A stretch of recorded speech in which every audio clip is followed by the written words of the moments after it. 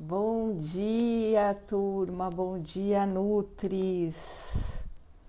Quero ver quem vai ser a turma corajosa que vai entrar aí primeiro. Sabadão. Ó, Simone! Gente, a Daniele. Maravilhosas. Muito obrigada pela audiência. Vou falar para vocês do nosso tema maravilhoso.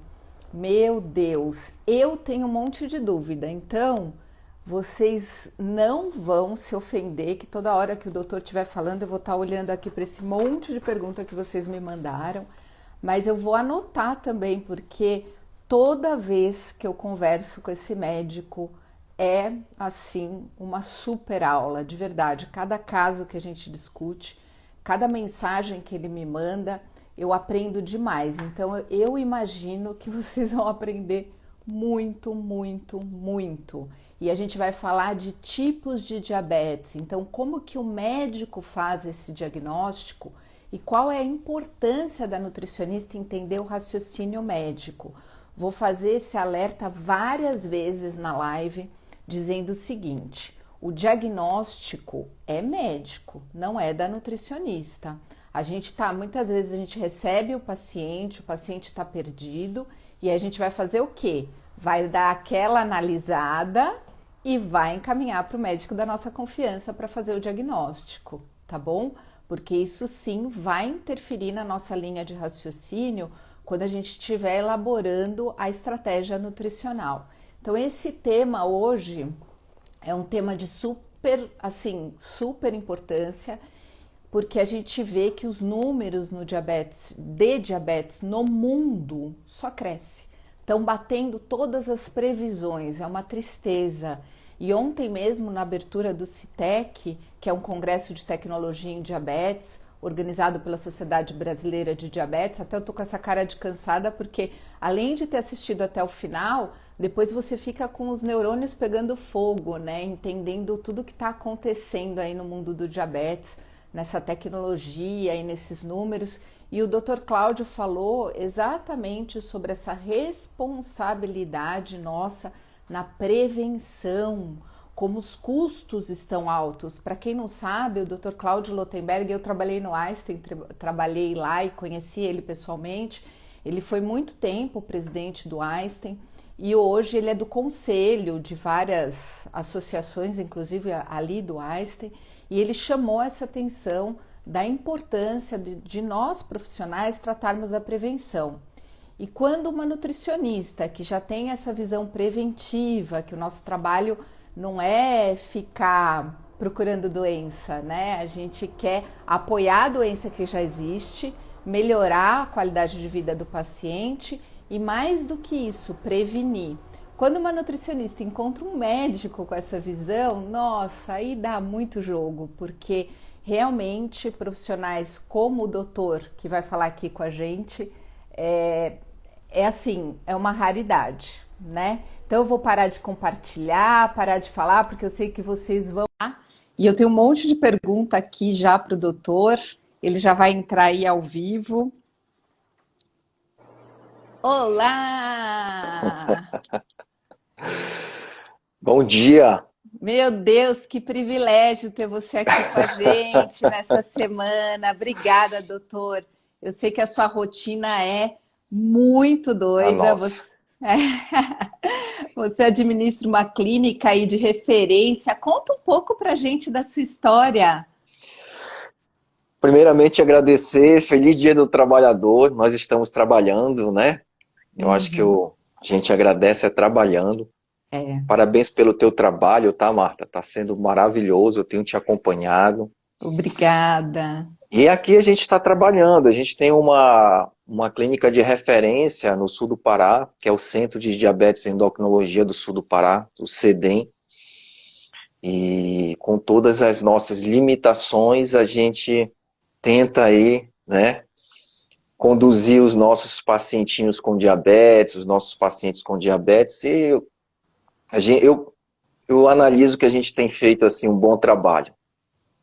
Sim, eu tenho certeza, porque eu acompanho, né? A gente tem alguns pacientes em comum, mesmo à distância, a gente vê que realmente o cuidado que vocês têm com o paciente é uma coisa muito diferente do que a gente encontra hoje no Brasil, infelizmente. Infelizmente.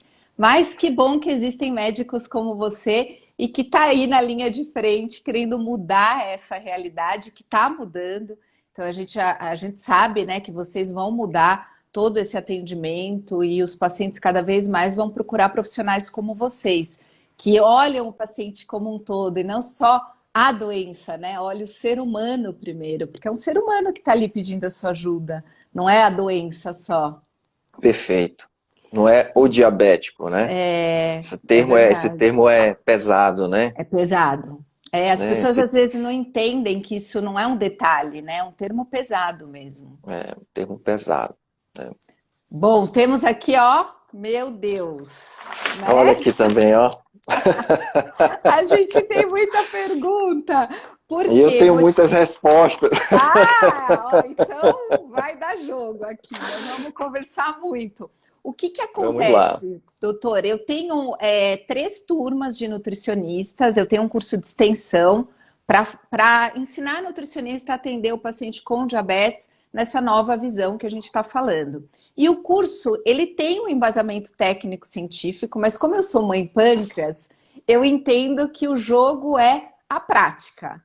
Então, é a empatia, é a prática. Então, eu sempre ensino as minhas alunas a mudar a prática clínica delas, com embasamento, mas ter essa segurança da prática clínica.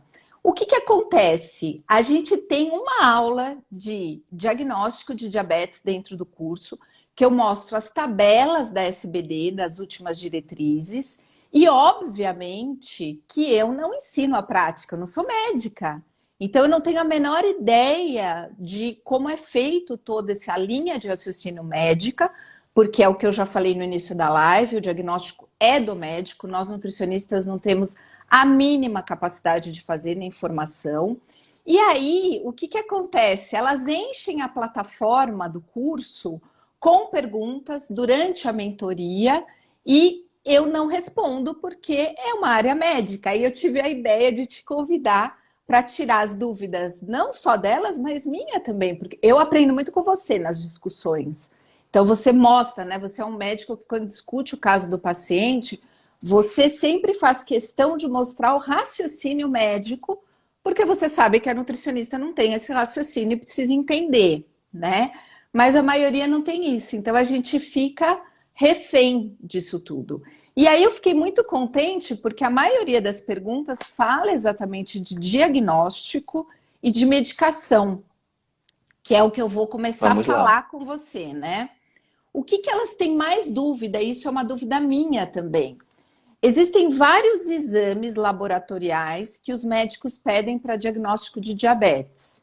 Só que a gente tem o pré-diabético, o resistente à insulina, que eu não sei se é diferente do pré-diabetes para vocês, o tipo 1, o tipo 2, esses são os mais comuns que aparecem para a gente, né? Depois a gente tem os tipos mais raros. Mas como é que é esse raciocínio de vocês para chegar nesse diagnóstico? Então, Marta, eu percebo que essa dificuldade, ela não é só de vocês nutricionistas, dos médicos também, tá? Dos médicos também, das enfermeiras, da saúde como um todo, né? Se a gente for pensar que o critério diagnóstico ele vem evoluindo e vem mudando num curto tempo, como é que se fazia o diagnóstico de diabetes há 50 anos atrás? Quais eram os critérios? Na época da minha residência, né, do diabetes gestacional, por exemplo, e hoje, atualmente, como é que se faz? A gente percebe que com os avanços da tecnologia, das metodologias laboratoriais, a gente consegue ser mais assertivo, então, em poder dar esse diagnóstico.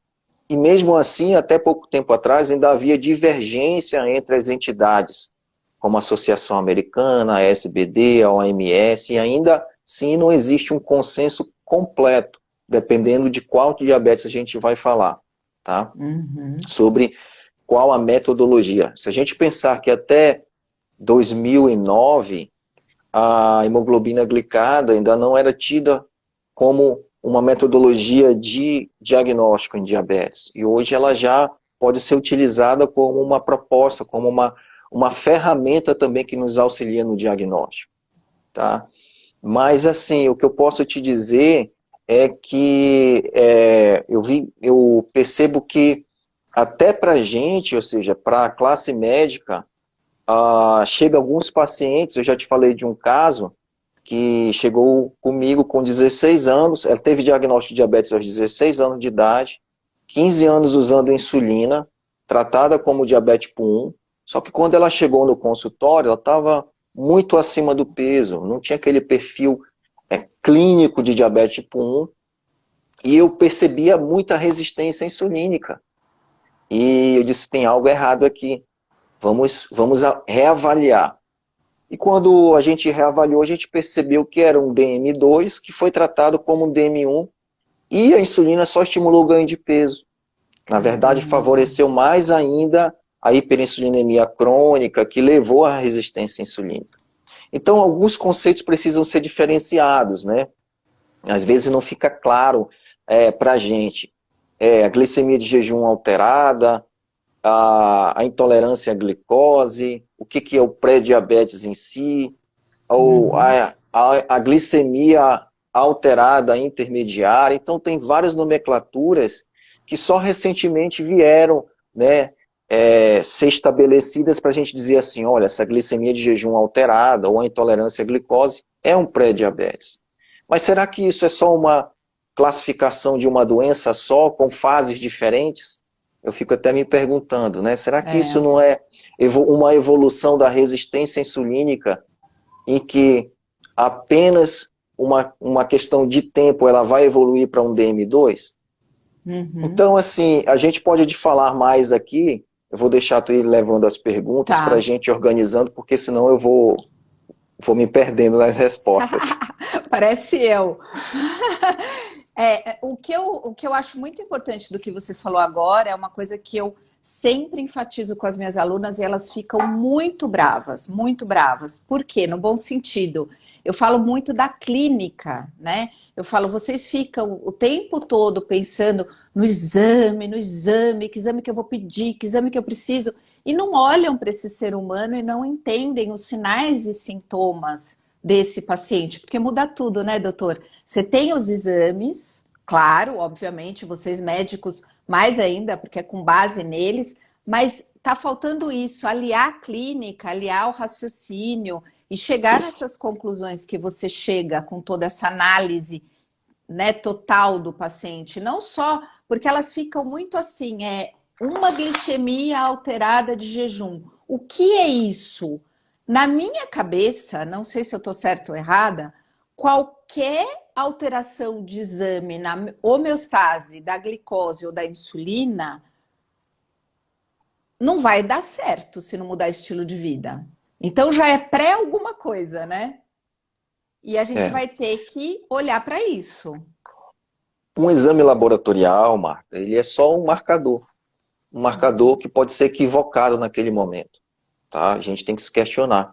Será que esse resultado que eu estou avaliando, ele realmente é confiável? Será que ele está me falando a verdade? Então, a avaliação clínica, quando ela é bem interpretada, ela pode estar me falando mais a verdade do que o laboratório. A gente tem um jargão na medicina que a clínica é soberana. Eu concordo. A clínica ainda é soberana. Talvez com o avanço da tecnologia e com a inteligência artificial, não sabemos aí no futuro, talvez mude, né? Mas ainda é soberana. Então, assim, quando você tem uma glicemia de jejum alterada, você tem que se questionar, aquele indivíduo, ele coletou realmente obedecendo um jejum? Ele, nos dias anteriores, por conta de uma febre ou de uma dor, ele fez uso de corticoide? Outro ponto. Que medicamento ele está tomando? Será que esse medicamento ele pode ser um interferente? Será que aquela coleta teve uma interferência na análise laboratorial? Então a gente tem que avaliar esses parâmetros todos para poder dizer assim, não apenas em uma dosagem, é uma Uhum. glicemia de jejum alterada e é um pré-diabetes, eu tenho que avaliar o contexto do paciente. Se ele tem uma história familiar de diabetes, tipo 2, tá? Se os pais são, alguns irmãos, se ele está acima do peso, se ele é É. sedentário, se ele já tem hipertensão, se ele tem dislipidemia. Aí é óbvio que se preenche todos esses critérios e ele se apresenta com uma glicemia de jejum alterada, essa glicemia de jejum alterada passa a ter um valor maior para mim, porque a clínica está falando e sugerindo que aquilo é uma realidade. Né? Eu já Sim, não passo a desconfiar tanto dessa glicemia. É claro que vamos ter outros parâmetros laboratoriais para se fazer o diagnóstico também, né? A sim. insulina basal, a hemoglobina glicada. Então, É. teste de E, tolerância às os, vezes, o, né? e é o que a gente discute muito, né, doutor?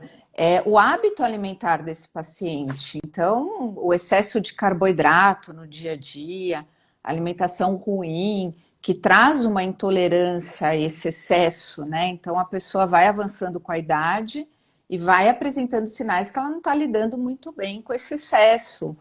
A parte metabólica já está comprometida, né? Ah, com certeza. Ali a gente vive hoje a era do equívoco, né? Que eu digo nutricional. A gente tá vivendo uma outra pandemia, né? Já Uhum. vivíamos uma outra pandemia, que é a da síndrome metabólica, né? Eu não falo só do diabetes. O diabetes é o final, talvez, da É, manifestação. Eu estou falando do diabetes tipo 2, porque é a maioria, né? Grande parte da é, população, tá? Então, na verdade, a gente tem ali a síndrome da resistência insulínica, que leva às alterações das doenças aqui no final. E nós, como médicos, nos especializamos, Marta, a tratar e a remediar esse paciente.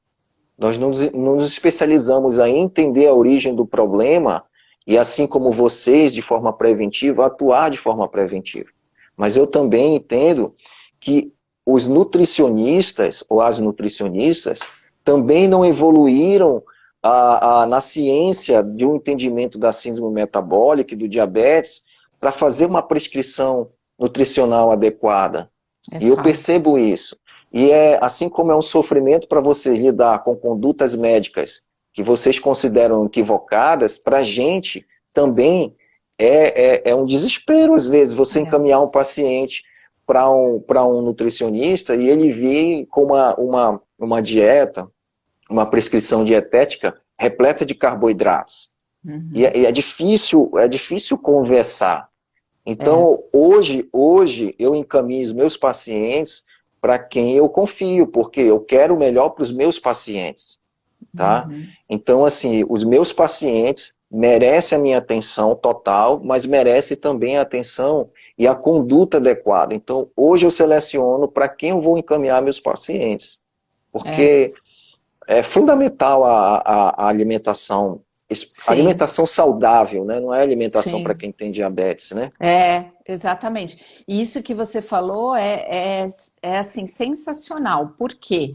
Porque eu vejo o desespero das nutricionistas entendendo essas condutas, talvez médicas, que não está batendo, né? Porque são nutricionistas que estão estudando, estão se atualizando, enfim, eu vejo muito isso nas minhas alunas. E o desespero, o que que eu faço? Uai, né? Desenvolva uma equipe que você confie.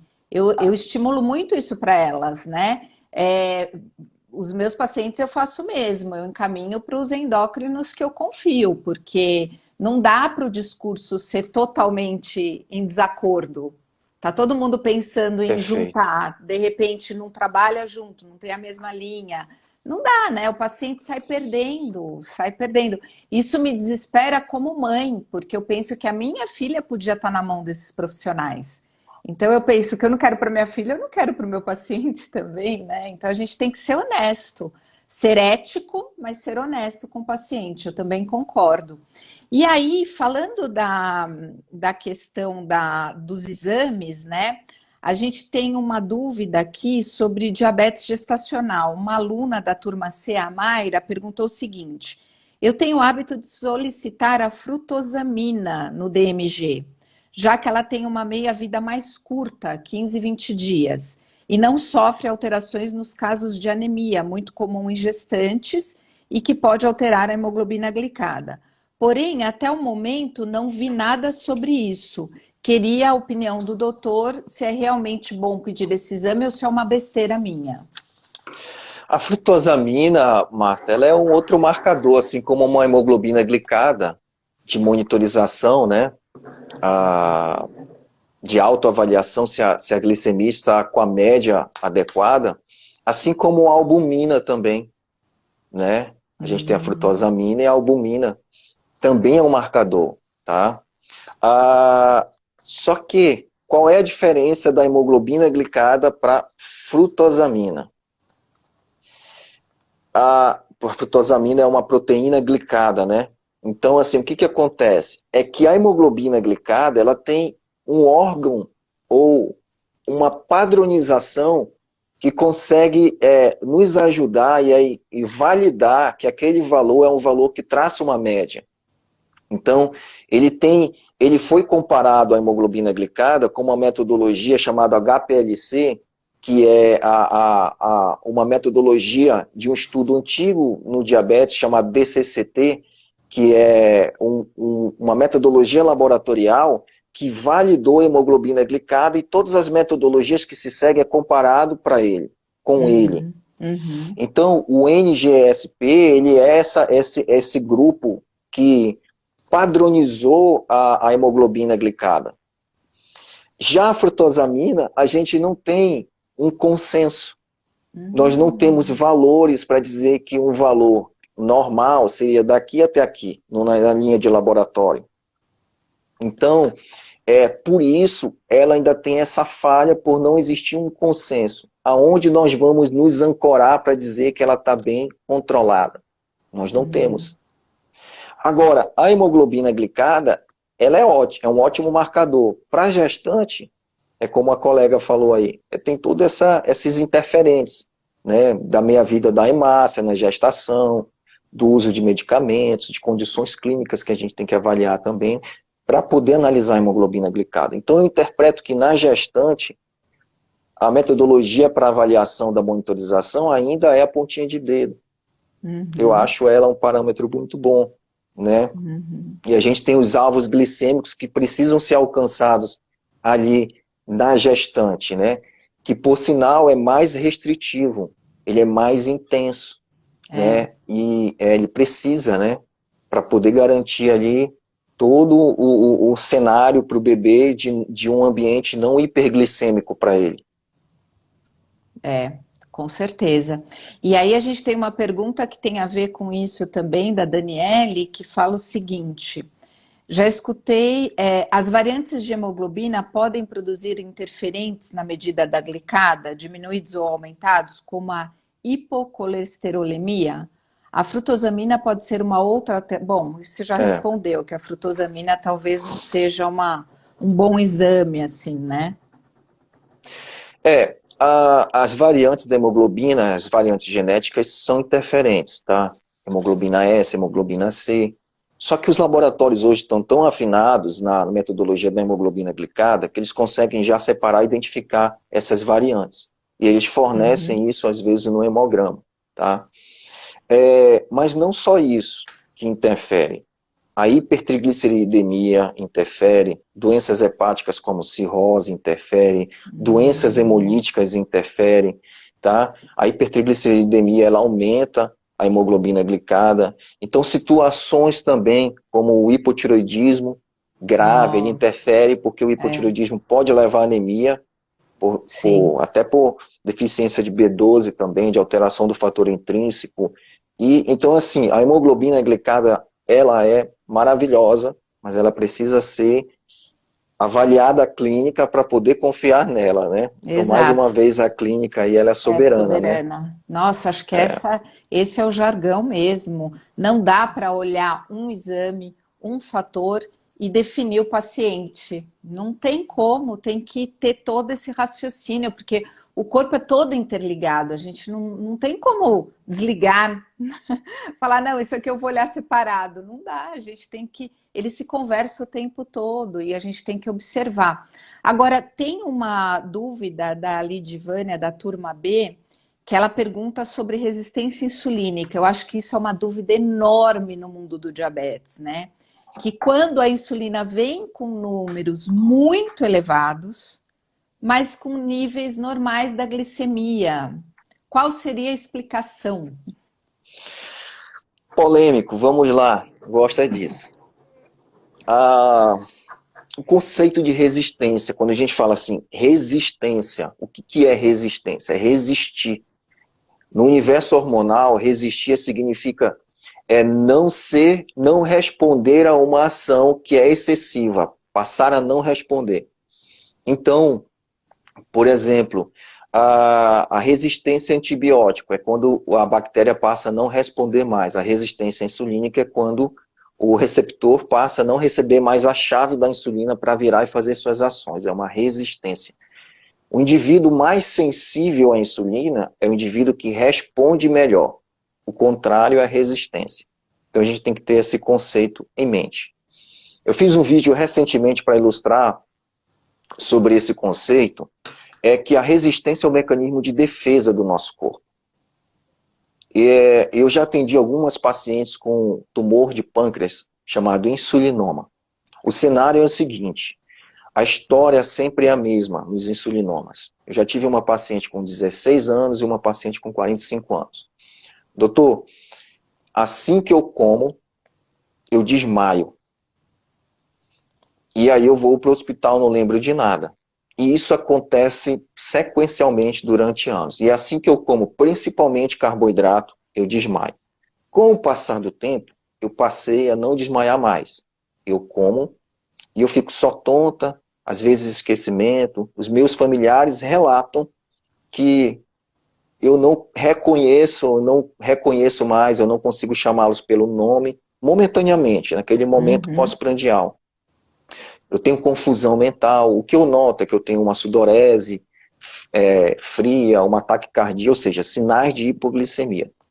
Então a paciente, ela tinha, quando estimulava o pâncreas, uma produção excessiva, uma hiperinsulinemia, causada pela célula errática ali, né, pelo câncer, ou pelo tumor, né, não quer dizer que seja insulinoma, seja câncer, que produziu insulina demais. E aí, com o passar do tempo, o corpo, para alcançar a homeostasia, e para que aquele indivíduo pudesse sobreviver, disse assim, não, eu preciso sobreviver, eu não posso viver em hipoglicemia. Ele criou um mecanismo para fazer com que aquela célula não respondesse mais àquela hiperinsulinemia, porque aquilo é anormal. O estímulo hiperinsulinêmico crônico, ele é anormal. E aí, o que aconteceu com o passar do tempo? Aquela paciente que desmaiava passou a ter quadros menores de hipoglicemia pela resistência. Então, esse mecanismo fez aquelas duas pessoas sobreviverem a estados de hipoglicemia grave. E quem é o insulinoma da vez? Agora, na atualidade, quem é que causa hiperinsulinemia crônica? É o estímulo constante, contínuo, exacerbado e exagerado de carboidratos simples, que perpetuam a hiperinsulinemia crônica. Nós não fomos seres programados para comer carboidrato constantemente. Eventualmente, sim, o pâncreas está lá para fazer a subida da insulina e fazer o controle de glicose, mas não full time, o dia inteiro comendo café, lanche, almoço, lanche, jantar e ceia, né, que seja. Carboidratos continuamente que hiperestimulam o pâncreas a ficar em estado de alerta. Sim. E como é que chegamos ao estado, então, de resistência? Primeiro temos a hiperinsulinemia crônica. E a célula, com o passar do tempo, passou a resistir, porque ela sabe que está tendo esse hiperestímulo. Só que, Marta, até pouco tempo atrás, eu não entendia qual era a virada da resistência insulínica para o DM2. Quando é que isso acontece? Tá entendendo? Porque se é assim, ó, se é uma hiperinsulinemia, o que acontece no pâncreas para virar a chave e acontecer o DM2? É porque assim, ó, Na hora que você tem hiperinsulinemia, pegando a glicose para ter o controle da glicemia intravascular, ele iria distribuir para o seu músculo para ser transformado em energia, mas você não está em movimento, então o corpo ele gera estoque porque diz assim, Marta vai entrar em estado de escassez, um dia eu vou ter minha reserva. E a Uhum. insulina, por ser um hormônio lipogênico, vai fazer estoque, fígado e gorduras periféricas. Só que, quando esse estoque de gordura que se torna intravisceral, ele também passa a atingir as células do pâncreas com o passar do tempo. E a Ah, própria resistência... até uma pergunta aqui, doutor, que fala dessa questão. Se a gordura visceral, a obesidade genoide tem essa relação. Então tem, né? E aí, o que, que acontece?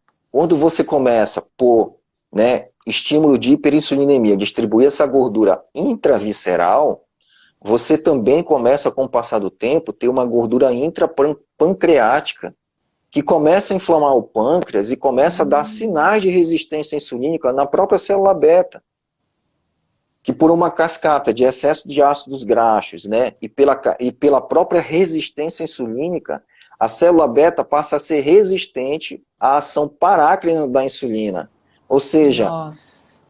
porque se ela não responde mais ao comando da insulina que ela produz, ela não tem também a energia gerada pela entrada de glicose para dentro dela para também produzir a própria insulina.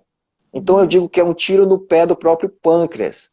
É, Alguns falam em exatamente. falência pancreática, né, com a evolução da resistência insulínica, falência da célula beta. Tá, mas eu acredito mais no fator da resistência insulínica sobre a célula beta e talvez na reversibilidade do processo, porque drogas como os análogos do GLP-1 nos ensinaram que é possível, então, assim como a bariátrica, reverter o DM2.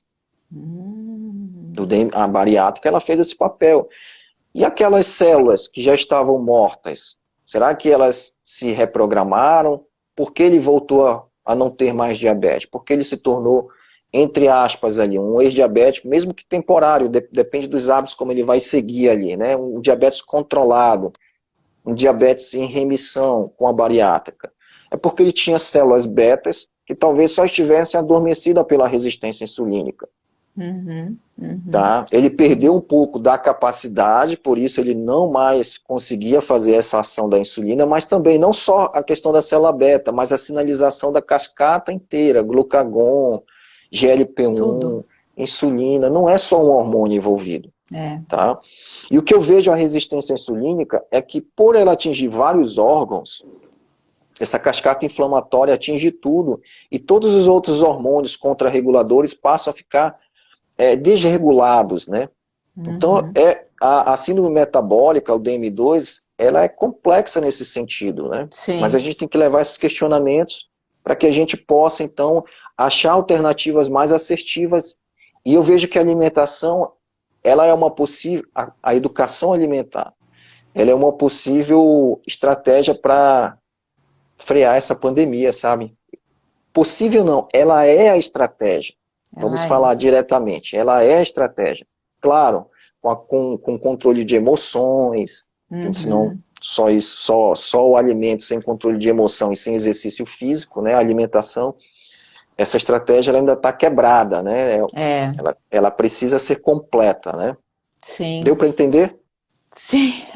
Ó, meus neurônios estão pegando fogo aqui, mas deu para entender. É o que eles estão comentando. É algo complexo e é sim, por isso que o médico precisa vir conversar com a gente, porque é uma análise profunda, tem que ser, não é todo médico que sabe, então isso é muito importante a gente enfatizar. E aí a gente vê diagnósticos errados, tratamentos errados, como você vê na sua prática. Então não tem jeito. E nós, nutricionistas, temos a responsabilidade de nos preparar, né, doutor? Porque é o que você falou, a gente conta nos dedos as profissionais que estão preparadas para toda essa complexidade metabólica que você explicou aí. Então, eu vou até aproveitar esse momento que eu ainda tenho muitas dúvidas aqui. A gente já está com 35 minutos de live, eu sei que o doutor tem uma Não, agenda lotada. tô com tempo, tô com tempo. Ah, isso é um Vamos lá. privilégio, hein? Eu vou aproveitar e falar para as Nutris que estão aqui nos dando audiência, minhas alunas ou não, para participar da imersão e estudar cada vez mais essa parte metabólica. Então, independente se você é minha aluna ou não, aproveita a imersão, que ela é gratuita, segunda, terça e quarta, às 8 da noite, a gente vai falar de vários temas metabólicos também. Tá bom? Então, clica no link da bio e se inscreva. Doutor, a gente está falando aqui também dessa questão do. A gente falou muito dos exames, do diagnóstico, então é complexo, não é simplista, não adianta as nutris acharem que é olhar Mas eu acho que a mensagem é: olhe para esse paciente, tem algo desregulado, tem um processo inflamatório crônico e precisa de uma alimentação com controle de carboidrato, índice glicêmico, insulinêmico, carga glicêmica, anti-inflamatório, antioxidante, todo aquele conjunto que a gente vai pôr na prática, né? Eu acho que essa é a mensagem final. Agora, teve uma pergunta de uma pessoa que está participando, a Sueli. Ela perguntou: e quando o anti-insulina dá positivo? Vamos lá. São alguns marcadores, né, de autoimunidade, do DM1, do LADA, né? A gente sabe que pacientes com DM1, eles podem ter esses marcadores anti-GAD, anti-insulina, anti-ilhota, antitransportador de zinco positivos. Alguns estudos, e eu posso dizer que eu tenho alguns poucos pacientes com DM1, assim, que tem esse anti-insulina positivo, o que eu percebo, e alguma literatura muito específica, até publicado pela Marília, que é uma diabetologista fantástica, eu acho que foi presidente da SBD, foi minha chefe, né, no Rio de Janeiro. Ela tem uma publicação que fala a respeito do diabetes triásme, né, que é aquele diabetes onde você faz a insulina e acontece uma destruição da própria insulina sem explicação. Esses pacientes, eles têm uma fração de anti-insulina muito alta. E às vezes eles passam, a insulina passa a não ter a ação efetiva pela própria anticorpo. Então, em alguns casos, nesse artigo, eles precisaram fazer ciclos, né, de corticoide até, porque não se tem um consenso sobre isso, né, Marta? Para fazer uma imunossupressão, para poder diminuir esses anticorpos, para que a insulina possa fazer efeito. Alguns estudos com ciclofosfamida. Então, assim, eu estou falando de tratamentos que, como não tem consenso, é aplicável você fazer condutas que tentam diminuir esses anticorpos. Essa é a conduta médica. Mas a gente sabe que no cenário atual hoje, e com a troca de informações que corre muito rápido, uma abordagem para a diminuição desses anticorpos é essa abordagem da modulação intestinal, né? A gente fala muito a respeito disso, da Sim. vitamina D, no cenário das doenças autoimunes, né? Apesar de não haver consenso sobre isso, mas já se formam-se assim, grupos, né, que a gente sabe que começam a utilizar a vitamina D, outros que começam a modular a função intestinal, a microbiota, outros que trabalham com o lado da emoção também, para que que não aconteçam os gatilhos emocionais sobre as doenças autoimunes. E aí quando você talvez consiga fundir todo esse arsenal, todas essas abordagens em diversas áreas, a gente tem aí talvez como é que eu posso dizer, uma assertividade maior sobre esse assunto, sobre essa questão das doenças autoimunes. Mas assim, ainda é um desafio, né, e lives como essa aqui começam a gerar, né, questionamentos, interrogações, um brainstorming ali, que é uma sensação, são aulas, né, não deixam de ser aulas de faculdade, né, até melhores, né, sem focados no assunto que a gente gosta. Então, particularmente, eu gosto de assistir lives porque a gente começa aumentar o nosso raciocínio clínico e aí dizer, olha, isso acontece com o meu paciente, isso acontece com aquele outro, será que se eu fizer isso, será que eu conversar com aquela pessoa a gente vai começar a ter insights melhores? Mas são as doenças autoimunes e eu acho que a gente está só iniciando no universo das doenças autoimunes, né? Sim, eu também acho. E aí, o que eu e o Dr. Wilde, a gente se encontrou uma vez em São Paulo, quando ele veio para o curso dele, né? A gente se encontrou uma única vez que mudou a minha vida, porque eu não te conhecia, conhecia só falar um pouco, né? A gente se falava um Sim. pouco. E aí, nesse dia que a gente foi tomar um café, você falou assim para mim: nunca mais eu esqueci disso. Acho que por isso que eu faço meu curso hoje. Não tenha vergonha de pensar fora da caixa. É assim que a gente muda o mundo. Eu nunca mais esqueci. E hoje, assim, eu falo com propriedade, eu falo para as minhas alunas: pensem fora da caixa. Parem de ficar com esse negocinho assim, né? Parece que você está fechado. Não, pense fora da caixa. Isso eu aprendi muito com você no nosso encontro. Eu não lembrava. Que bom que você lembrou.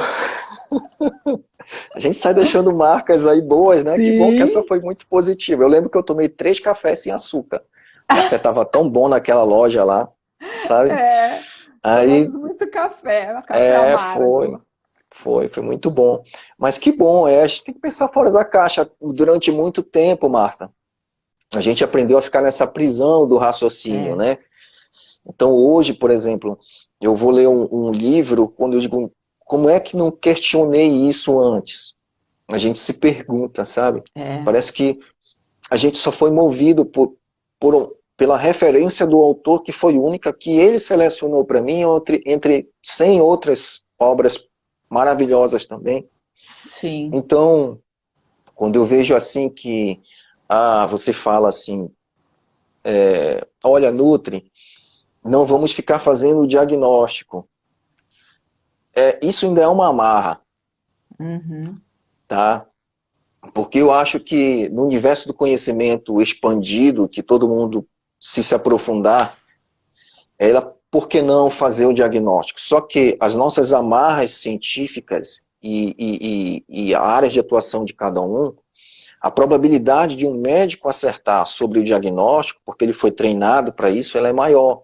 sim, Só que eu acho que tem tantas outras tarefas maravilhosas no universo nutricional que talvez esse realmente não seja o foco. Assim com como tem certeza. tantas outras tarefas no universo médico que as minúcias nutricionais Não não são dá. focos para mim. Então eu procuro estudar sobre muita coisa sobre nutrição, mas tem coisas e minúcias no universo de vocês que não me interessam. Claro, claro. Os E não dá filigramas tempo, não dá não dá tempo, tempo. né? Não dá tempo. Eu tenho uma filha, a Fernanda, que eu disse assim, olha, aprende a aplicar em bolsas, porque eu não tenho, eu queria ter tempo, mas eu não tenho tempo, porque eu tenho Exato. outras prioridades. E é isso que é bacana no mundo, é eu poder encaminhar um paciente com compulsão alimentar para quem gosta disso, para quem tem tempo É. para isso, os psicólogos, né? Uhum, Então, e assim também para os nutricionistas, para a equipe de sim, enfermagem que cuida de pé diabético, entendeu? Então, eu acho que a gente vem para somar e cada um exato. se aprofunda naquilo que realmente é apaixonado.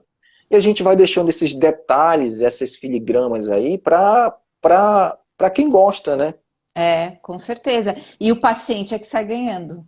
É o que eu O vejo na paciente que sai prática. ganhando. É ele que sai Agora, ganhando. se as Nutris querem se aprofundar no diagnóstico para entender, é válido, né? Vai lá, Sim, estuda, tá certo, né? sim, Né? sim. Até para Né? questionar aquela conduta, porque muitas vezes a gente vê que está errada. E às vezes Sim, a gente se sim. perde. Eu, por exemplo, tive uma paciente que me procurou muito assustada, passou numa nutróloga, e aí ela, eu tenho diabetes, ela fez um teste de tolerância que deu uma certa diferença ali, mas com uma glicemia de jejum normal, uma insulina normal, mas na sobrecarga a glicemia dela se perdeu, sabe? E aí eu fiquei perdida, só que ela não É, queria ir em médico. Então, naquele momento, eu tive um conflito. Eu acolho essa paciente, ganho a confiança dela e depois encaminho para o médico da minha confiança. Foi a minha escolha. Eu falei, deixa eu acolher, deixar ela calma, fazer a estratégia nutricional um pouco mais restritiva, porque eu não sei como que tá essa tolerância à glicose para ela. E aí fiz isso, enfim. e pedir para ela instalar um Libre, que eu acho que vai ser o nosso próximo assunto aqui, que elas perguntaram muito desse controle contínuo.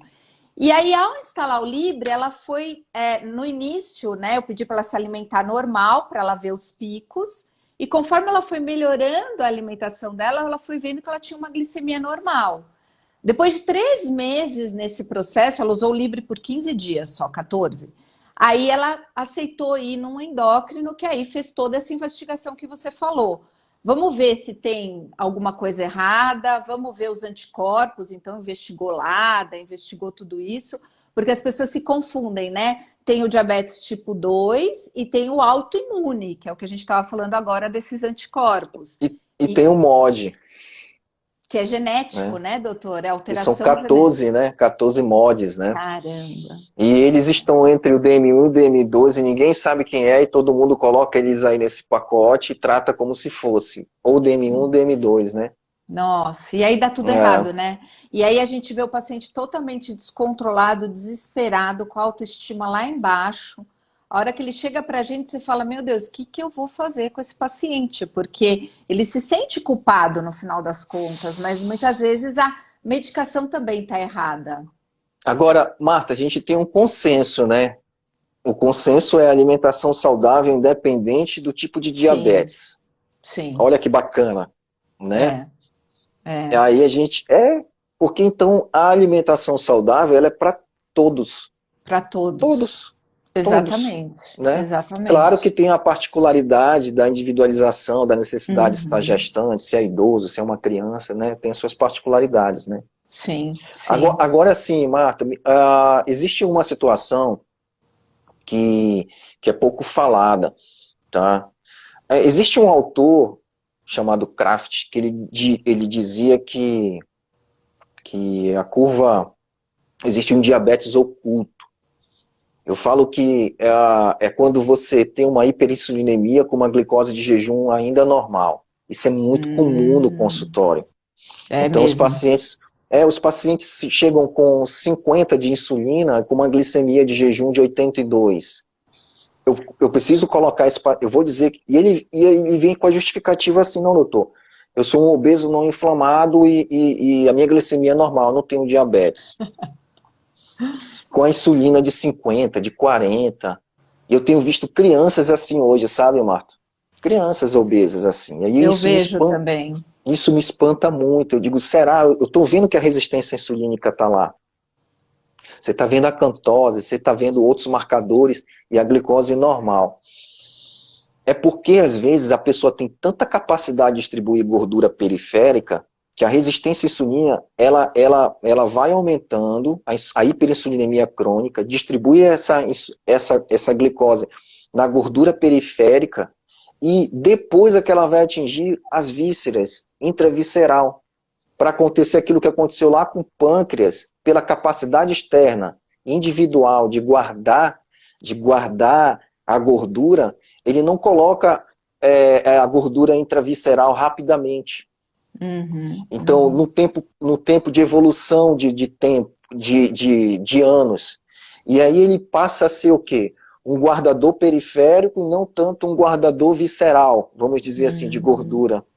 E ele compensa, então, ele consegue compensar a glicemia por muito, muito tempo, mas a fruto de quê? A custo de quê? De ganho de peso. É. São os grandes obesos, entendeu? Custo Custo alto para o alto, corpo. custo alto. E a outra coisa que eu não posso esquecer de falar é que também tem um cenário de pacientes magros com DM2, com só a gordura visceral, com só a barriguinha de chope, que a gente fala que nem é Uhum. chope, mas aquela barriguinha redonda, com uma lipodistrofia, ou seja, com ausência de gorduras nos braços e pernas, e com a barriguinha ali, né, avantajada, com a circunferência abdominal elevada, e que isso sinaliza para a gente o quê? Uma capacidade de guardar mais gordura intravisceral. Ou seja, ele não tem a capacidade externa de guardar gordura periférica, mas ele tem uma alta capacidade de guardar visceral, porque os adipócitos dele não foram preparados para armazenar tanto. Sim, Quer ver, sim. quer ver um protótipo disso? Pesquisem aí lipodistrofia congênita chamado síndrome de Berardinelli-Seipe. Berardinelli-Seipe, tá? Que é uma síndrome prevalente da região Nordeste. Tá? Então foi um médico brasileiro que descreveu, que é uma lipodistrofia que os pacientes têm a total incapacidade de guardar gordura periférica, a composição externa, fenotípica deles, parecem atletas, né? Talhados, você só vê músculo, mas que quando você vai fazer o triglicerídeo dele está em 3.000, 4.000, 2.000, e uma alta resistência insulínica absurda. Olha.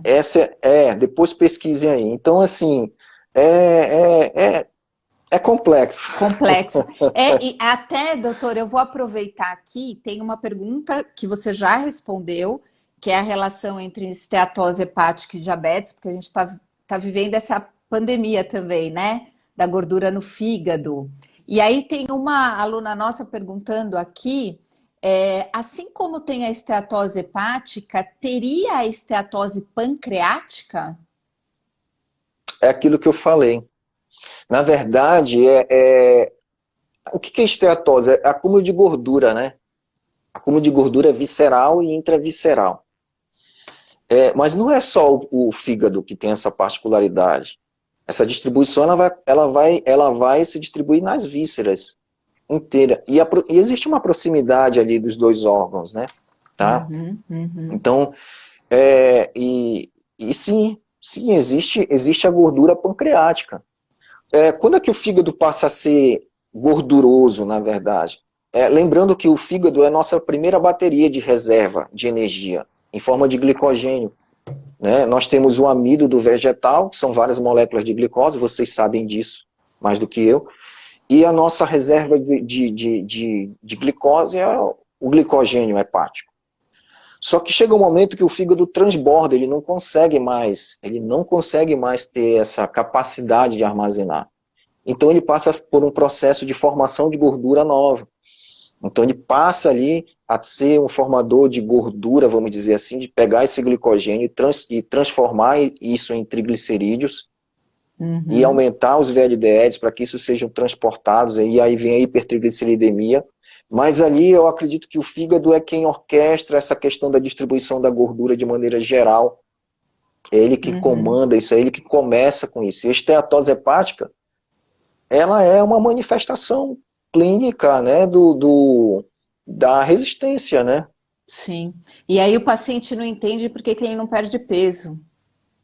Ele não só entende porque ele não perde peso, mas ele acha que são doenças diferentes. Então, o que eu vejo? O paciente que tem diabetes no consultório, aí ele volta com 6 meses e diz assim, doutor, eu estou voltando porque eu descobri que tenho gordura no fígado.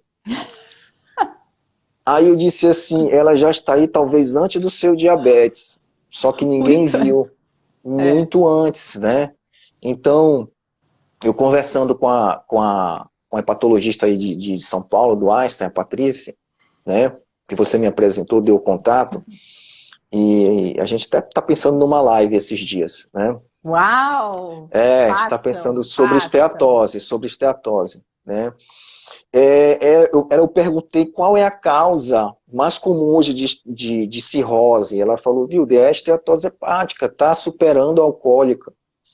Por conta da pandemia da obesidade, né? Sim, com claro certeza. Que a hepatite C também tem sua influência, o alcoolismo também tem, mas a cirrose pela gordura no fígado, ela está crescendo. Sim. E aí a gente tem um comentário aqui da Luciana, que na verdade ela disse o seguinte, o exame de hemoglobina glicada é bem importante, não tem como dar errado nesse caso, mas ela escreveu isso quando você estava falando da insulina alta. Não é assim, Luciana, porque a insulina alta muitas vezes vai trazer uma hemoglobina glicada adequada, que é o que o doutor falou, às custas do quê, né? Quer dizer, esse organismo está sofrendo horrores, secretando 1 tonelada de insulina, está colocando essa glicose para dentro da célula, então vai dar uma hemoglobina glicada boa. Então Porque tem a compensação, né?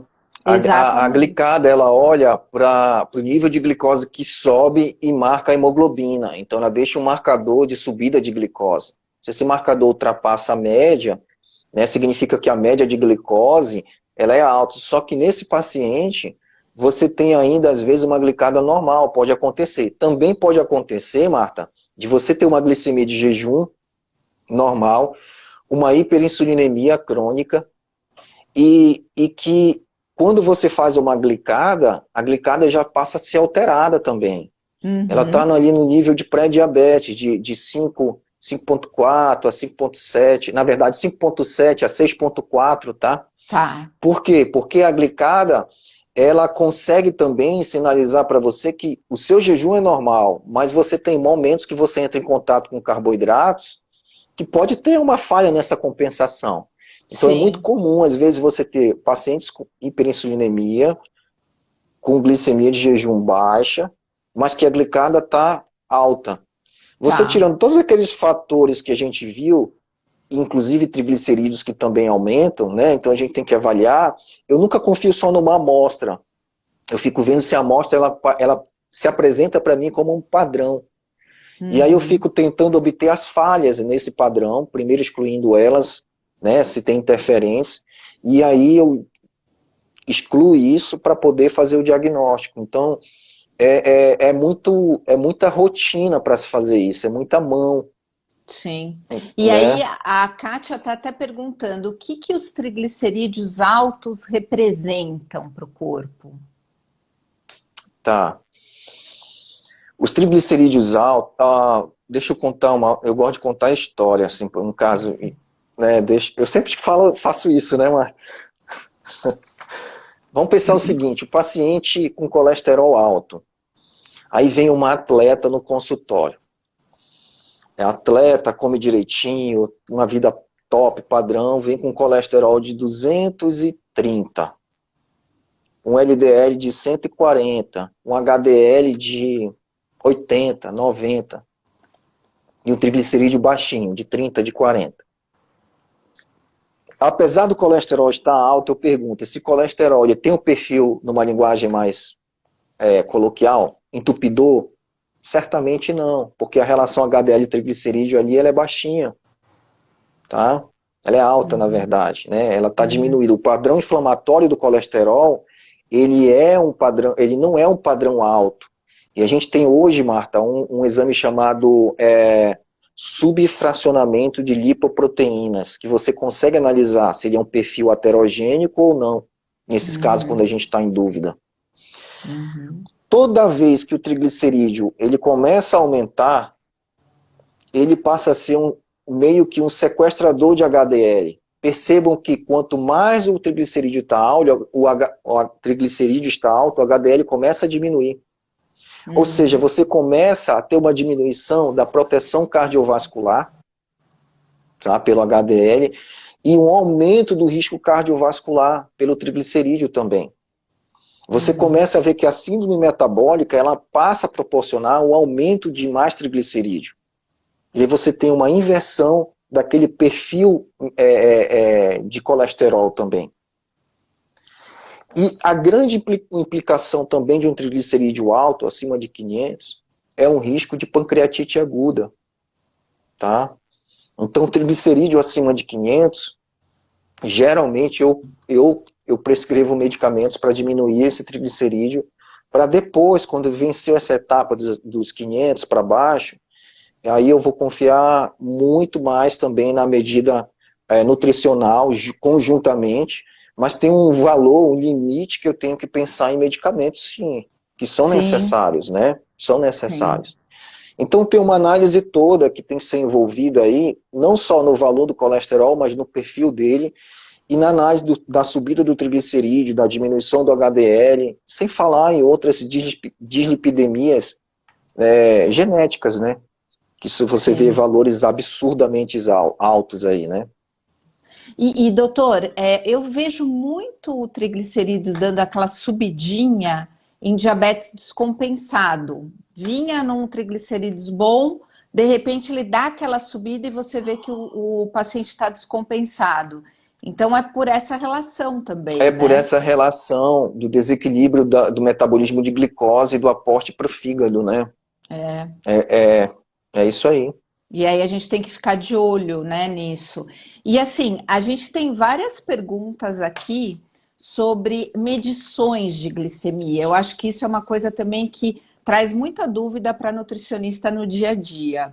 Então, o que elas estão perguntando é assim: no pré-diabetes, é interessante fazer destro quantas vezes ao dia ou na semana? Tanto nesse caso como no DM2, você acha interessante o paciente usar Libre por um tempo para entender o comportamento dessa glicemia? Ou é indicado somente para DM1 esse Libre? Está tendo essa discussão no CITEC também. Tá, vamos lá. A primeira é sobre o pré-diabetes, é interessante fazer ponta de dedo, quantas vezes, Sim, né? Eu acho assim, Marta, você penalizar o paciente com várias pontas de dedo, você diminui a adesão dele, sabe? Só que, se for a título de conhecimento, dele entender é, a importância da monitorização, para ele testar os alimentos, eu acho como maneira educativa, educacional, uma ferramenta boa, desde que ele aceite.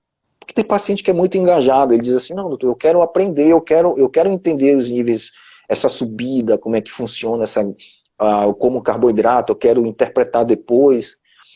Como metodologia educacional, eu acho que é muito válido para o paciente ter um autoconhecimento das variações glicêmicas dele. Esse é um ponto. doutor, posso fazer uma ressalva só? A gente Sim, está falando de pré-diabetes, só para o pessoal entender que na resistência insulínica o Libre não é legal. Ele vai tá manter ok. o paciente em hipo, né, doutor? Em falsas hipos. Isso tem, Por- era outra resposta, vamos chegar lá. Tá. Então, no pré-diabetes, estou falando de ponta de dedo, tá? Ponta de dedo, na glicemia capilar. Nos consensos, eles dizem que você não precisa ficar fazendo isso rotineiramente em quem tem pré-diabetes, tá? É mais a parte educacional, nutricional, mudança de estilo de vida, enfim. Ele não coloca a monitorização como algo que tem que ser feito de rotina. Eu faço da seguinte maneira, se meu paciente ele aceita, ele quer se autoconhecer, eu vou dizer, olha, nós temos uma metodologia que é a ponta de dedo e você pode fazer para ser um arsenal, ser uma ferramenta de autoconhecimento. Ponto. Mas não eu não vejo como algo obrigatório. Eu acho que temos que focar na mudança no estilo de vida dele. Em relação ao Libre, Marta, o Libre ele tem falhas de calibragem para muito extremo e para pouco. Ele não foi feito para os extremos, né? Para Uhum, hiper uhum. acima de 500, digamos, né? E nem para hipoglicemias ou normoglicêmicos. O que eu percebo é que quando eu coloco o Libre em normoglicêmicos ou pré-diabéticos, a, a calibração dele não fica afinada. E ele geralmente calibra para hipo. Às Sim. vezes ele tem. Às vezes o que a gente precisa, então, aí eu acho legal do Libre, tá? É que a variabilidade dele, da glicêmica, o incremento pós-prandial, eu consigo ter essa leitura, ele passa a ser interessante. Desde que eu consiga entender o que está acontecendo entre ele e a ponta de dedo para fazer aqui uma correção de calibração. É uma das perguntas aqui. Qual a porcentagem de diferença que o sensor, o Libre, e a glicemia capilar deve apresentar? Isso também para diferentes glicosímetros, pois cada um apresenta valores diferentes. Qual a porcentagem que a gente pode considerar? E aí eu vou fazer uma ressalva aqui, Ah, antes de você responder. Ontem no CITEC, o diretor lá da América Latina, ele apresenta, porque nós temos o Libre 1 só no Brasil, né? Não chegou nem o 2 e na Europa já está no 3, na o terceira 3, né? geração. O 3, essa diferença vai ser, ele mostrou vários estudos que essa diferença vai Show. ser quase nada. Só que imagina, no ano que vem vai chegar o 2 no Brasil. Então a gente vai ficar com esse que a gente está falando aqui agora por muito tempo, né? E aí teve um fisiologista apresentando os pacientes que fazem atividade física, mostrando que essa diferença, né, doutor, na atividade aeróbica, ela aumenta muito. Então, essa diferença que você vai falar para a gente tem que ficar atento, que se o paciente estiver numa atividade aeróbica, vai ser maior ainda. É sensato, né? Porque ele está em tecido subcutâneo, em tecido gerador vamos pensar em fisiologia, de termogênese. Talvez a termogênese, ou seja, o calor local, ele dê seja um interferente na análise, né? Se a gente for pensar assim. Já que, que é um sensor muito está no tecido subcutâneo, né? É diferente, então, não é o valor que vem de uma ponta, numa gota no sangue, né? E que já está validado ali, os glicosímetros. Apesar das diferenças entre glicosímetros, mas hoje as diferenças são poucas, né? Quando você tem ali um range ali, uma faixa de glicemia. Também os glicosímetros, quanto mais extremo, maior a diferença. Então, assim, eu acredito que isso aí, Marta, pensando lá na reação de Benedict, há anos atrás, que era para se fazer a medida de glicose, tinha que ir lá, colocar uma fita reagente na urina, que você olhava ali, deixa eu ver, as cores, aí a cor preta aqui era um valor que podia oscilar entre glicose, a azul seria outra, a amarelinha seria outra, era difícil. Hoje, Marta, eu falo isso com a Priscila sempre. A Ela Priscila tá é quem aqui, cuida a Pri. Tá Ela aí, tá a mamãe aqui. pâncreas é sensacional, né? Ela e o Alisson. Nós vamos mudar a maneira como nós diagnosticamos diabetes, como nós interpretamos as glicemias com as tecnologias. Sim. Essa é a história da evolução. Nós vamos rir, talvez, um dia do que a gente faz Com hoje. certeza. Tá? E a gente vai ter esse poder, essa acurácia, né, que é o poder de dizer que aquilo que está sendo falado ali, dito para mim, é verdade. Eu acho que é questão de tempo, tá? A Eu não gente sei se tu fala viu muito dessa cura tecnológica. Eu acredito muito nisso. Por exemplo, a doença da minha filha não tem cura, mas eu tenho certeza absoluta que a cura tecnológica está para chegar aí, porque é, muda. tecnológica não só da matéria, do material, mas da ciência biológica, molecular, né? Sim, Tudo isso envolvido, né? Sim, sim. E aí tem uma pergunta aqui falando sobre o Libre no diabetes gestacional. Também pode gerar uma superstição da hipoglicemia? Estou com um caso assim. É uma Nutri. O Libre no gestacional, eu não sei dizer se já foi validado para gestacional, Tem um mas posicionamento tem um da posicionamento, tem SBT recente, recente, agora. né?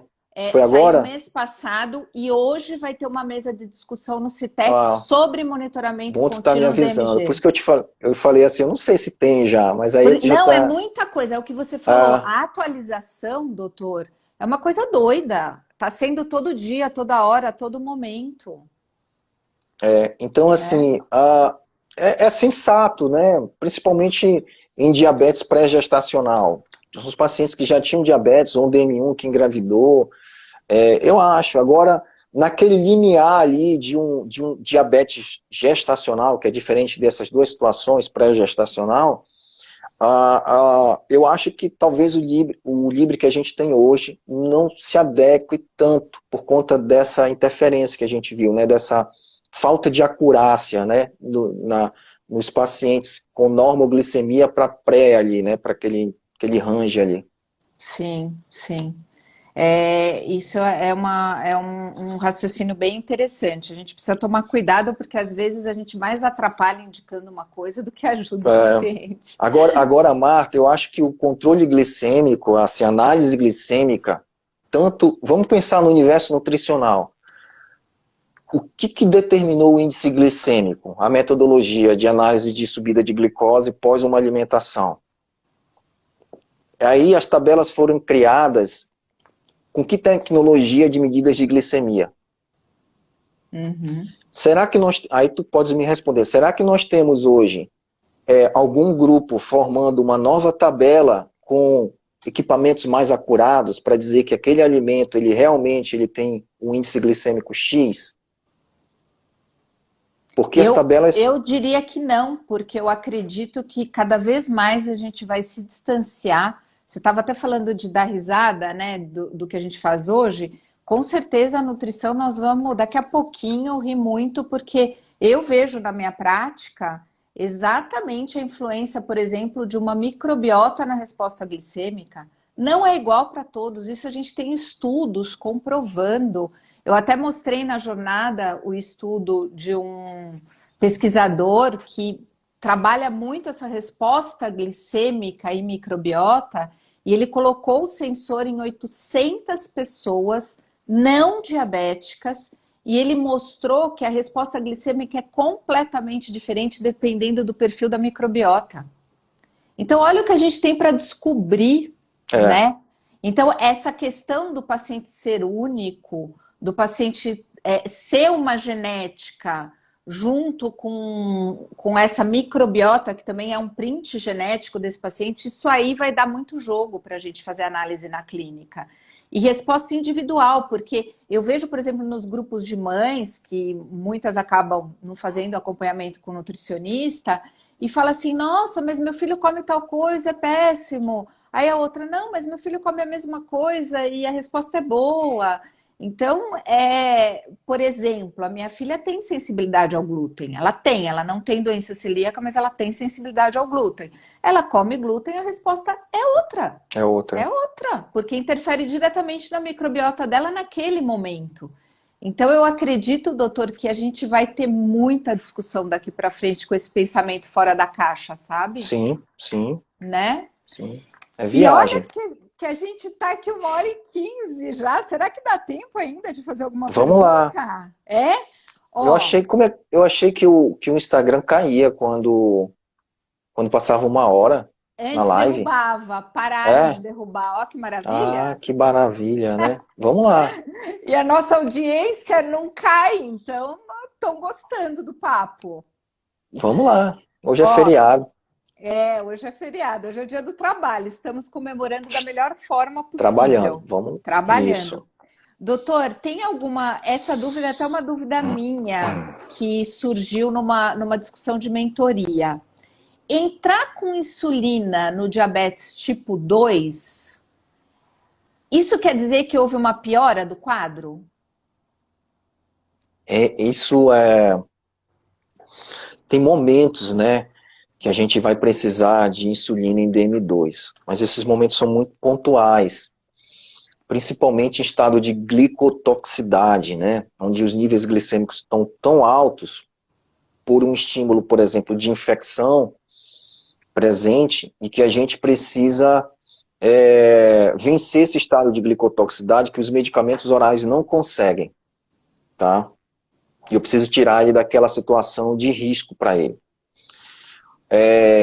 Aferir, por exemplo, um paciente que tem um pé diabético infectado, já gangrenando, e eu preciso ter um controle mais rápido. Então a gente pode se utilizar de insulina nesse momento para fazer esse controle junto com toda a estratégia, né? Que a gente já falou, tudo, nada é uma ação somente. Sim, Ele sim. alcançou o controle, venceu a infecção, estabeleceu uma alimentação saudável, corrigiu todos os outros fatores, e aí a gente tem sempre que ter em foco a retirada da insulina.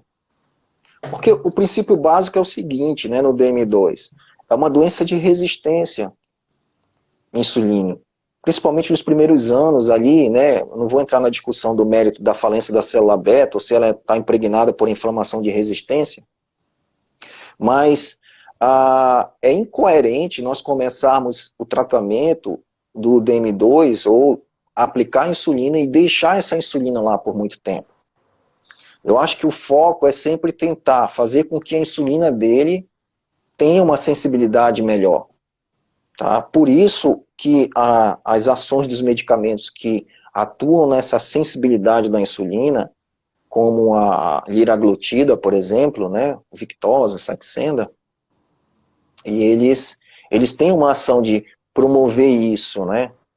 E às vezes é assim, eu costumo, Marta, assim, um retirador de insulina de diabetes tipo 2, os pacientes usando 15 anos, tá, de insulina, E aí eu disse assim, tá disposto? E ele tá muito disposto. Olha, você vai passar com a Nutri, você vai falar, mas nada de muito cuscuz e muita tapioca todo dia, porque é todo dia que é cuscuz de manhã, cuscuz à noite, tapioca à noite. Eu digo, olha, tá disposto? Ele sim. Aí eu tô disposto. Aí O eu digo, então, açaí é salgado, mas é cheio de farinha, né? Não fala com adianta a nada. Nutri e conversa com ela para ela montar uma estratégia lá junto com vocês e a gente vai aqui, eu vou retirando a insulina. Aí eu peço para ele monitorar, eu consigo ir diminuindo, associo outro medicamento, melhora o sono dele e a gente vai tendo sucesso, sabe? Então eu Porque acho que muitas vezes, doutor, talvez essa questão da insulina deixe ele numa zona de conforto de não cuidar da causa. Então, ele continua com um estilo de vida muito ruim, aplicando insulina, ou seja, não é uma estratégia boa. o DM2 eu considero hoje uma doença perpetuada por equívocos, né? Da maneira como nós remediamos, tá? Da maneira como nós, não, pela ausência de educação nutricional em todos os ambientes, nas Sim, escolas, para mim, toda escola deveria ter uma nutricionista, em todas. sim, sim, Assim como tem concordo. matemática, português, geografia, o que isso é mais importante da vida do que a própria saúde? Exato. Eu não vejo que o assunto seja, tá, tudo tem sua importância, mas eu acho que o contato mais íntimo que nós temos com a natureza, ele entra pela boca, sabe? Então eu acho que isso Sim. nós deveríamos ter como um padrão educacional, Com né? certeza, a gente teria muita prevenção de doença começando com alimentação saudável na infância, né? Ah, sim, sim. Então, assim, essa questão de insulinizar o paciente é porque demonstra para a gente que a gente não domina, pelo menos a grande parte das equipes de saúde não dominam a fisiopatologia da doença, né? Então, nós aprendemos a remediar. Uhum. Eu acho que é possível montar estratégias, né, que sejam, né, nutricionais, de exercício físico, de modulação intestinal para vencer a resistência insulínica, e você fazer o paciente ter um controle total com o mínimo de medicamentos, se for possível até retirar os medicamentos, dependendo da fase das complicações que ele se encontra. Então isso é muito individualizado, sabe? Sim. Até a Kátia está perguntando: uma DM2 mal cuidada, ou seja, acho que descompensada, pode trazer efeitos inflamatórios que são portas para muitas doenças? Eu diria que não o DM2, eu diria que a síndrome metabólica, resistência insulínica, né? O Uhum. DM2, ele é ali uma consequência, ele é o pico do iceberg, que eu sempre digo, ele está lá na ponta. Mas a inflamação pela resistência insulínica e que levou à obesidade, por exemplo, ou não naqueles indivíduos, mas a resistência insulínica, naqueles indivíduos que eu falei das síndromes, né, de Berardinelli, promove uma cascata, eventos inflamatórios sistêmicos, né, Marta? Desde intestino, Sim, aí no tudo. intestino, né, aumentando a permeabilidade, favorecendo outras doenças, né? É uma Sim, porta aberta, né? sim, É uma com porta aberta certeza. para Assim como a síndrome dos ovários. assim como a doença autoimune, o DM1, também é uma porta aberta para outras. Se você não tratar isso, O DM1 já vem na cascata autoimune, né? é, Então é, a gente tem a síndrome poliglandular autoimune e eu vejo que assim, você coloca o paciente com diagnóstico de DM1 e esquece dos outros órgãos que possam desenvolver as doenças autoimunes, né? E aí a gente às vezes não investiga a tireoide, não investiga a adrenal é. pela insuficiência adrenal, ou seja, por marcadores de autoimunidade, são marcadores que, que são acometidos ali, que acometem a glândula adrenal também. E assim, esse leque todo, esse universo que é o universo de doença autoimune, a gente, uma vez aberta essa porteira, ela continua aberta. A gente tem que tentar fechar, né, Marta? É, e que é ali no intestino, né? A gente sabe que a gente tem uma oportunidade imensa intestinal para fazer isso, porque são indivíduos, como você falou, com uma permeabilidade altíssima e que leva para a corrente sanguínea essas informações de autoimunidade mesmo. Então é um perigo. Doutor, tem uma pergunta aqui. É exatamente sobre isso, mas sobre genética. Se uma mãe apresenta uma doença autoimune, por exemplo, uma tiroidite de Hashimoto, isso também pode ser gatilho para o filho apresentar qualquer outro tipo de doença autoimune, como diabetes tipo 1? A gente sabe que tem uma tendência familiar de mulheres que têm Hashimoto, as filhas, né, principalmente mulheres, né, elas têm essa tendência a desenvolver também a sequência ali familiar de doença autoimune. Ah, no diabetes, a gente sabe que a hereditariedade ela é mais prevalente em DM2, DM1 nem tanto, mas ele tem um percentual, acho que Uhum. 5%, 10%, acho que em torno disso. Tu podes até me falar a respeito desse percentual em DM1. Mas no Hashimoto, sim. O que eu vejo são fatores também epigenéticos, sabe, Marta? Por exemplo, a gente sabe que a vitamina D, lá na Aqui Finlândia, perguntaram horrores da vitamina D, é, não tinha dado tempo de eu é, falar. eu vi alguém falando aqui de um De protocolo, né? protocolo É, Coimbra, é a Fabiola, até anotei aqui, é. protocolo Coimbra. Então, assim, como é que eu vejo? Na época de residência, eu já li um estudo lá da Finlândia que falava que a Finlândia é um dos países que tem maior incidência e prevalência de DM1 no mundo. E aí foram estudar o que, que acontecia. É um país de pouca radiação solar, eles têm um período um período maior de escuridão, pouco sol, enfim, não sei a particularidade do país, mas eles justificavam que era a respeito do sol, da exposição solar. E a população sofria de deficiência de vitamina D. Fizeram um estudo da reposição de vitamina D na população gestante e parece que a incidência lá começou a mudar. Eu não vi o pós-estudo, eu não tenho esses dados. Tu podes até me passar depois, se tu já Uhum. tiveres algo a respeito, eu te agradeço já. Estou pedindo e já te agradeço. Já agradeci. Aí, então, assim, o que eles perceberam é que a deficiência de vitamina D é um fator epigenético para a manifestação de DM1, né, para o aumento da incidência naquela população. Quanto ao protocolo, eu tenho uma visão. Eu acho que o caminho é esse, porém não é só esse. Tá? O caminho é que nós precisamos estudar mais. Eu sempre acho que no DM existe uma complexidade, Marta, de efeitos adversos e uma fisiopatologia que vem de múltiplas áreas do corpo. Aí eu te pergunto, você diz assim, ó, doutor, então a saída para as doenças autoimunes é trabalhar a modulação intestinal, diminuindo a permeabilidade e tal, né? Aí eu digo, e a emoção? Sim, Será que também ela não é um fator gatilho importante? Eu posso muito. trabalhar toda a flora intestinal bacteriana, modular perfeitamente, mas aquele indivíduo ali, ele é pancado emocionalmente. E a Ele é, autoimunidade traz essa característica ele é, de. ele é uma explosão emocional. É, E aí, será que eu tratando do intestino, eu consigo segurar essa avalanche que é gerada pela emoção?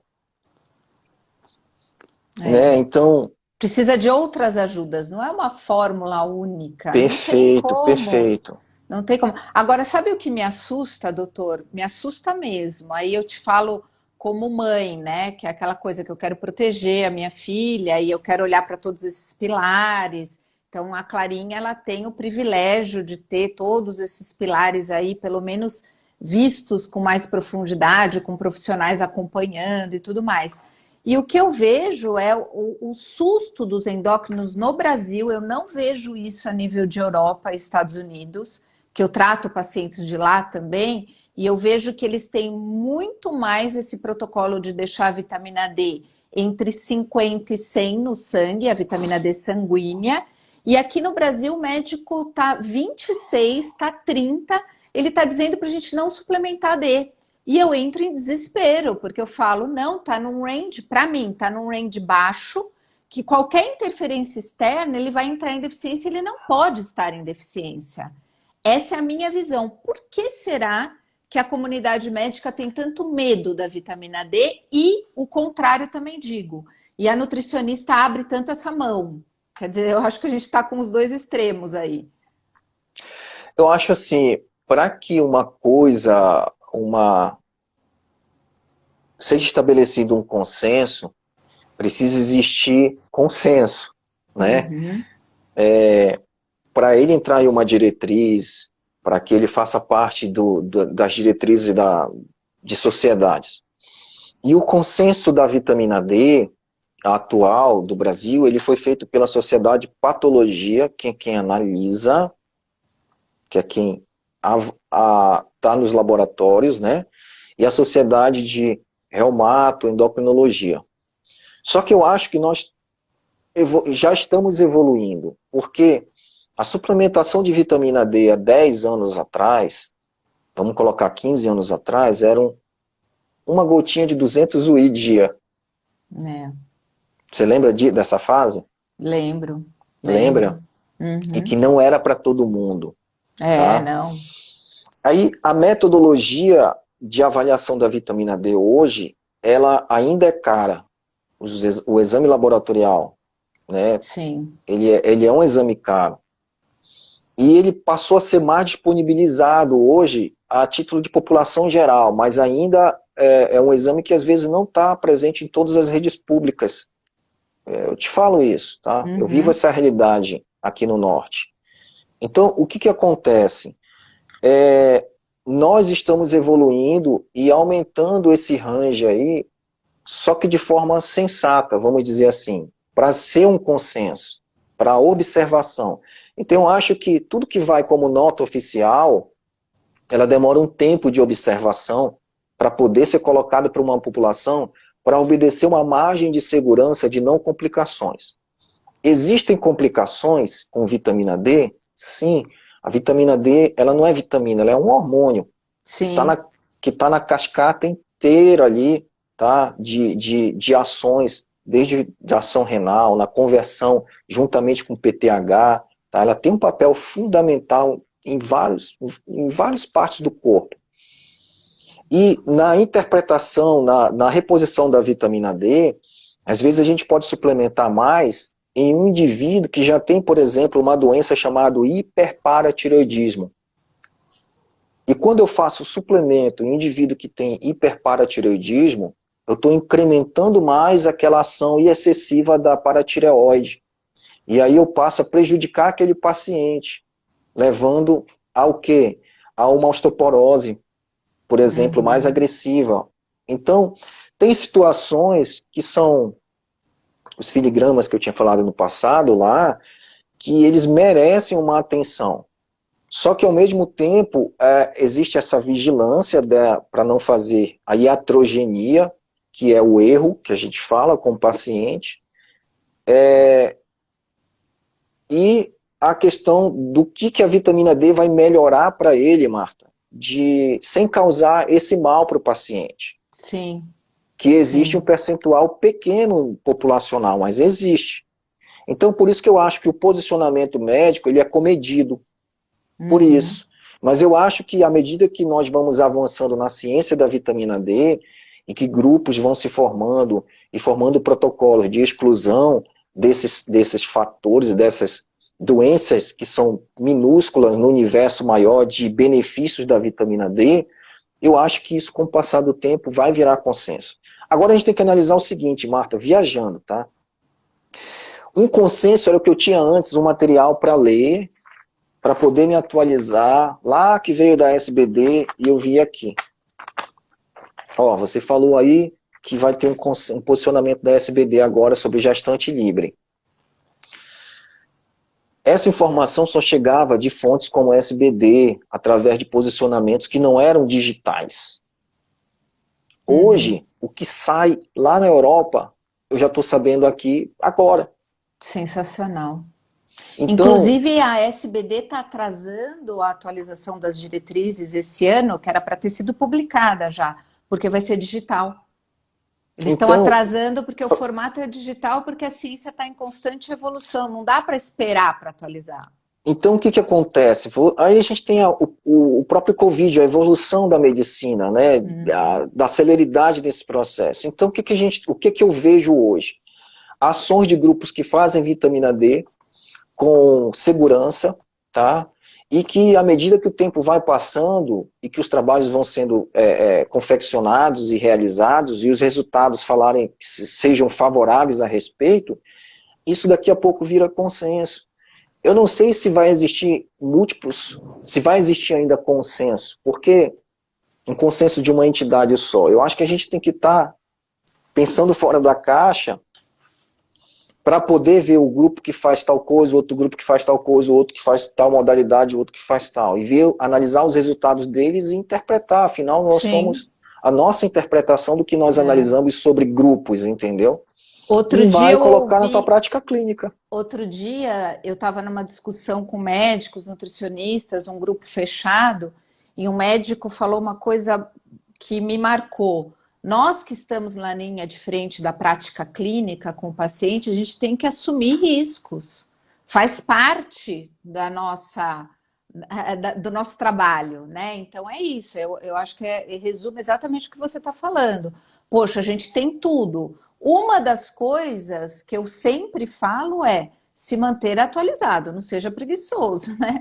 Porque se a ciência evoluindo dessa forma, tanto a medicina quanto a nutrição e tudo mais, e a gente ficar ali parado, aí você não vai ter como arriscar, porque você não tem conhecimento e não vai entender a resposta daquilo, vai ser bem irresponsável.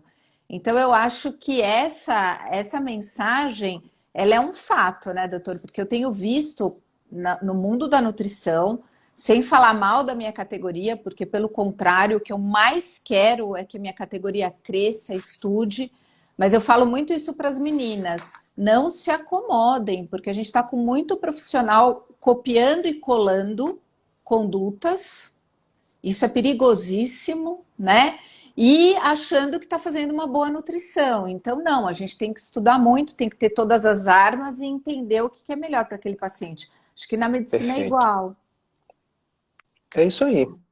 Exato. Ó, antes de terminar, que eu já, nossa senhora, você me deu uma hora e meia do seu tempo. Veja só, ó, vou falar para vocês que estão aí, esses 60 que não caíram, que deram audiência para a gente no dia do trabalho. Isso aqui é ouro em pó, hein? O doutor Wilde falando tudo isso para vocês é ouro em pó, ouro puro, não tem valor. Eu quero terminar com uma dúvida que eu achei sensacional da Kátia, da nossa turma C, e que me fez pensar também, eu acho que você vai ajudar muito a gente nessa linha de raciocínio. O que tem acontecido nessa pandemia? Aumento de medicação psiquiátrica, né? A gente está tendo esse aumento. E aí ela perguntou o seguinte: será que isso não aumenta a predisposição a DM2? É possível o surgimento de um DM1 com uso de algum medicamento contínuo para doença psiquiátrica? Se existe, quais seriam esses? Quais faixas etárias estão correndo mais risco? Porque realmente a gente está vendo essa prescrição ao longo de todas as fases da vida na pandemia. Daria uma live, né, esse assunto, Dá, né? né? Eu também Dá, achei essa pergunta dá uma fantástica. live, né? É porque, assim, a pergunta, ela envolve já a base, que são doenças psiquiátricas, né? Junto com o Covid. Aí a gente tem que separar se é o paciente com Covid que ficou com sequela de Covid mais o transtorno psiquiátrico, que aí a gente tem o fator inflamatório, a cascata, e mais o fator emocional, outra cascata, ou se é só o paciente com o emocional abalado em época de pandemia, que está em casa comendo muito, resistência insulínica aumentando, muito carboidrato, sedentarismo, e mais a questão emocional. Por isso que eu disse que dava uma live. Dá. Já estão pedindo a live, viu? Então você Ah, já tem duas lives para fazer, uma da é, esteatose mais essa. aí essa a gente tem que chamar algum colega psiquiatra Sim, antenado, fora da caixa, ou é, algum psicólogo fora da caixa, tá? Para exato. fazer os três, né? Aí eu topo, tá? Mas assim, então tem todo esse viés para eu responder. Mas em relação aos medicamentos, é outra situação, porque a gente sabe que tem medicamentos antipsicóticos que eles favorecem a resistência insulínica. Aí eu não sei precisar, se é porque eles interferem na flora intestinal bacteriana, que a gente sabe que interfere, Uhum. e se dali é o começo da cascata de resistência insulínica. Mas a gente sabe que tem medicamentos antipsicóticos, quando o paciente começa, ele tem um ganho de peso muito grande, né? E é um dos desafios da clínica da obesidade. É tratar o paciente psiquiátrico usando carbolítio, usando outros antipsicóticos. É um grande desafio, sabe, Marta? Uhum. É, é, é, e principalmente quando a gente não tem na equipe um psiquiatra que tem essa visão sistêmica, sabe? É. Para mim, é uma das tarefas, né, difíceis da medicina, da minha área de atuação, é tratar paciente psiquiátrico com DM1, DM2 e obesidade. Eu digo que eu não tenho medo do diabetes em si, da doença. Eu tenho Uhum. medo do comportamento de quem tem essa doença. O medo no Uhum. sentido porque é, é, é é uma surpresa. A emoção ela passa a ser uma surpresa, né? Sim. Em que a É, gente. até a Monielle está falando aqui, doenças psiquiátricas e microbiota têm total relação. Sim, tem. O eixo intestino-cérebro, ele se comunica através do É, nervo vago. É uma comunicação direta, não tem nem interferência sim, aí. sim, sim. Acontece que tem uma coisa muito importante, doutor, que você falou aqui. Você está tratando a microbiota. Eu já tive essa experiência. Paciente que faz o exame do microbioma, sequenciamento, teve uma resposta muito boa, repetiu o exame completamente recuperado. De repente, começa com sinais e sintomas na clínica de desbiose. Como? Como? Como? A primeira pergunta que eu fiz para essa paciente, foi a primeira que eu tive com essa condição. Como é que está seu estresse? Nossa, minha vida está de ponta cabeça. Acabou o tratamento da desbiose. É o que você falou. A É, emoção aquela é o pergunta. gatilho para a desbiose, né? Então é É, complexo, gente. Não tem tem fórmula. o Deepak Chopra, que ele diz assim, né? Que ele é um médico endocrinologista, mora na Califórnia, se não me engano, mas ele é autor de vários livros, né? Eu E gosto ele, muito. e ele dizem que ele é o médico que trouxe para o Ocidente essa questão ayurvédica, essa questão da medicina integrativa, né?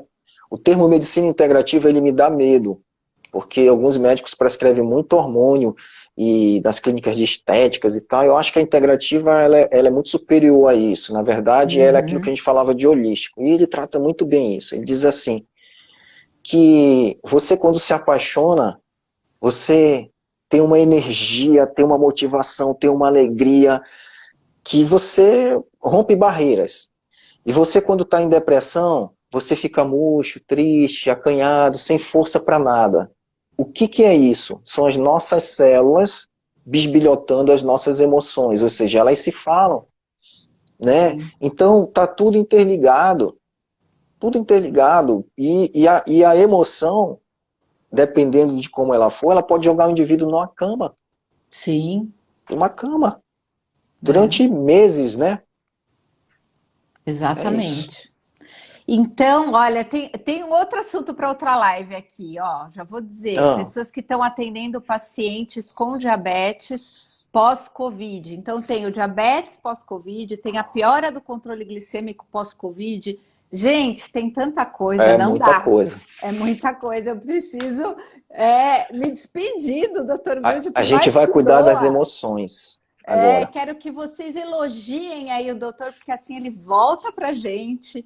E cada encontro desse é maravilhoso, porque eu digo, cada caso que ele me explica, me fala, eu estudo cada vez mais, eu entendo cada vez mais, então essa troca é maravilhosa. Então, elogiem aí. Igualmente. Muito Igualmente, obrigada. Mar. Obrigada. Eu sei que eu peguei o seu feriadão aí, você já tem uma vida super corrida. Quando eu falei, vamos fazer 1º de maio, feriado, sabadão, bora! Na hora você falou. Muito obrigada. Isso Eu realmente que eu falo, agradeço. falo que quem tem amigos tem tudo na vida, né, doutor? Obrigada por fazer parte dessa minha missão. Excelente final de semana. Eu vou aproveitar antes de encerrar, chamar você que está aí Nutri para participar da nossa imersão, segunda, terça e quarta, às 8 da noite, para a gente trocar ideia e falar de nutrição investigativa, diabetes, doenças crônicas, enfim. Espero você. Clica lá no link da bio e se inscreva. Obrigada, doutor. Bom final de semana. Tchau para todos. Obrigada pela audiência.